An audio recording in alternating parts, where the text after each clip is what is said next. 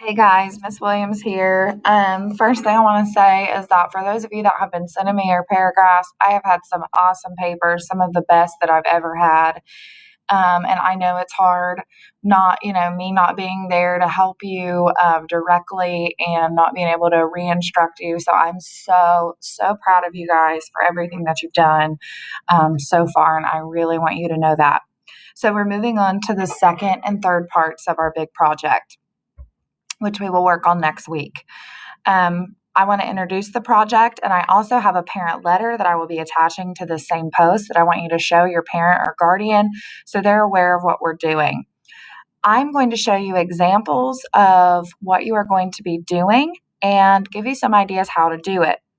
In the years past, I've always had kids make their completely edible cell models and bring them in, and we get to share them. But due to the fact of COVID-19, everyone is going to be videoing their cakes. So everyone is going to be doing this virtually together. So it's going to be really awesome. And I'm going to share those with you, and I'm going to share yours with the kids here at school too. So I'm going to go through some examples of some things to do and not to do for your cell cakes. I want to say that your cell cakes are due. Complete video, your key and blueprint on Friday, next Friday, January 15th. If you want to turn it in sooner, that's completely fine and up to you.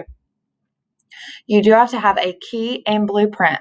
On the original document that I posted with this assignment that said edible cell cake from this Monday,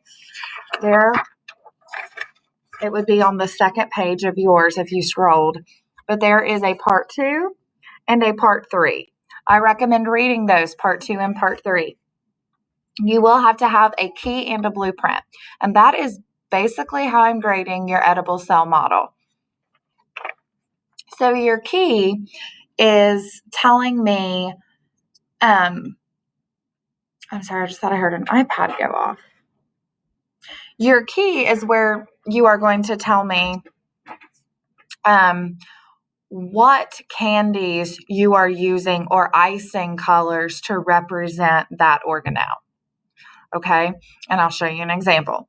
And your blueprint is your drawing of your cell. So think of it like you're building a house and you're drawing out your house first before you build it. It's the same thing with your cell. So if you're doing an animal cell, you would obviously start off with a circle and you would start labeling those organelles. Your cake or cookie cake or brownies, whatever you choose to use, should match that blueprint. Now, so for example, if you draw the nucleus in the center on your blueprint, but in your actual cake, it's like all the way up to the right, I would take points off for that because it doesn't actually match your picture. Now, I'm not going to be so picky, but I do want it to match your blueprint. And it should be very neat. And I have some examples, and I also have some other pictures that I'm going to be showing you guys when we start these keys and blueprints next week. I'm working with my kids in class on these. I'm going to have a few meetings next week with you all to show you guys how to do this. So this first slide is just some examples of some pictures. This is what I went over. The paper, the key and blueprint. It's not going to be worth as many points as probably what's showing here. They will be all separate grades. Your paper will be a grade, your key will be a grade, your blueprint, and then the model itself. Okay, here is your blueprint. Here's an example. This is the drawing. So as you can see in their cake that they made, they did a cookie cake. It matches their blueprint. That's what I'm looking for. And as you can also see, like it says endoplasmic reticulum, it says bubblegum tape. That's what they use to represent that. So that should also be in your blueprint. Here's a couple kids working on theirs. Now, if you look here, that is their actual key. That's where they tell me, okay, vacuole and what they use, what type of candy they use to represent the vacuole in their cell. Here's an example.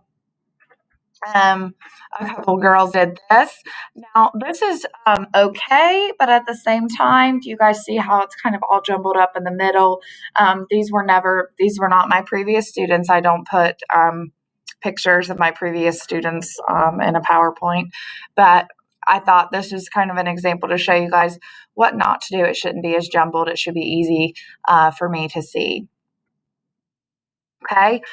Now the labels. The labels on the front should say what the candy is labeling. So if I use a gumball for my nucleus, my flag would be in there. It's just a toothpick with a little flag on it. They have them at the dollar store in the balloon aisle. If you put it in there, the front should say what it is, and the back should say the job of that organelle. Okay. Once again, this is kind of something not really to do because not everything is being represented. Okay, the models and the labels. You want to make sure that your model is big enough for you to get everything labeled correctly. This is a really good one, I think. They made their own labels. That's totally fine. You could also, I've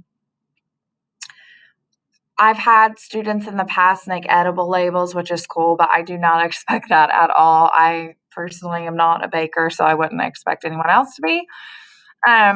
Another great example, see, it's large enough, it's not too busy. I can see where everything is at. This is another great example. This is a plant cell cake. Remember that if you're making a plant cell, it should be rectangle, and then if you're making an animal cell, of course, it should be round. I've had questions about different icings and different candies.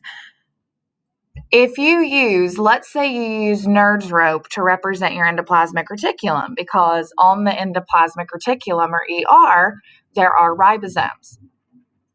If Nerds represent ribosomes, then they have to represent ribosomes everywhere else in your cake. You can't use Nerds to represent another organelle. Icing, you can use icing to represent different organelles, but it has to be a different color. So, like this example, the cell wall is actually the white, and the cell membrane is actually the green. Okay, and then the cytoplasm is the blue icing in the middle. So, you can use different icing colors.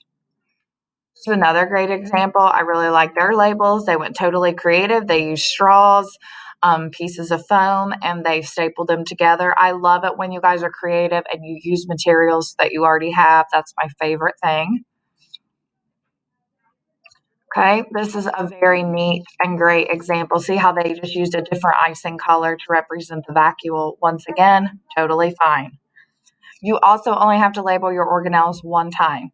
As you can see, there's many M&Ms in the cake. Okay, they represent the lysosomes. Lysosomes are throughout the cell, but they didn't have to label them every time they use them. This is a great one too. They cut into it to show you. Okay, and then there's some examples of kind of like what not to do or what may make it harder on yourself to do. Now, like this is way too small. Can't do that. Too small again. Can't see everything. Can't eat a whole potato. Everything has to be very neat, and it also has to be labeled correctly. It has to be large enough and organized for me to be able to see it, because remember, you're going to either be doing a video. I say a video is better. I may put this on Flipgrid because that way we could see everybody's and you guys could look at who you wanted. Or you could just use your iPad and video yourself. And actually, you don't have to video yourself at all. You could just video your cake and the labels and take pictures of your blueprints and your keys. And as long as all three match up, you're good. So I really, really hope that you don't get stressed over this. I hope you have fun with it. And if anybody needs any materials for it, just reach out to me and let me know, and I can try to get those to you. But you will need candy, and remember to use separate candy.